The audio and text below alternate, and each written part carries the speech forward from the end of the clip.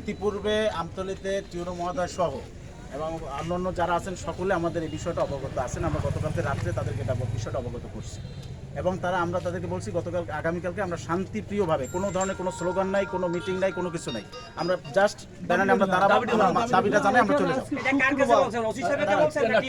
ওই জায়গায় বলছি আমরা ওখানে।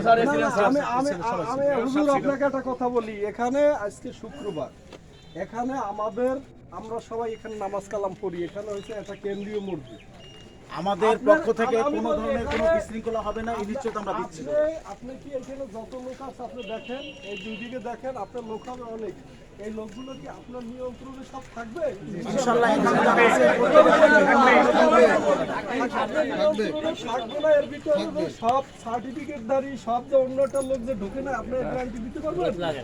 আমাদের এতটুকু নিশ্চিত আমরা দিতে পারি ইনশাআল্লাহ। আমরা শান্তিপ্রিয়ভাবে 5 মিনিটের ভিতরে আমরা শেষ করেন, এটা বন্ধ করেন, পরবর্তী কার্যক্রম ভাইজান আমরা কি 5 মিনিটের জন্য করতে পারি না? আপনি ওসি সাহেবের পরামর্শ নেন, আগে প্রপার হইতে আসেন। আমি চাই না আমার যারা নামাজ কালাম পাঁচ ওয়াক্ত পড়ে তাদের সাথে আমরা কোনো আমাদের দাবি এখানে শেষ। আপনি এখানে আছেন, প্রশাসনের লোক এখানে, সাংবাদিক ভাইরা আছে। আপনার কথা আমরা আমাদের দাবিটুকু খালি জানাই গেলাম।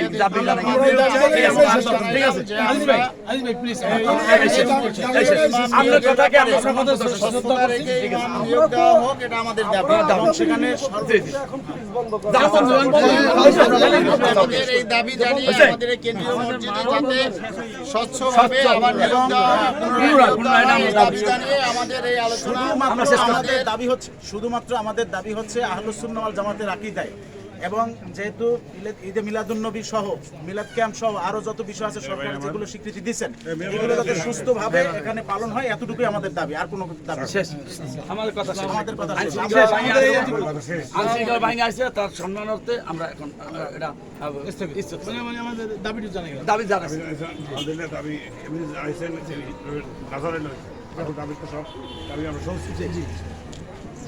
ধন্যবাদ।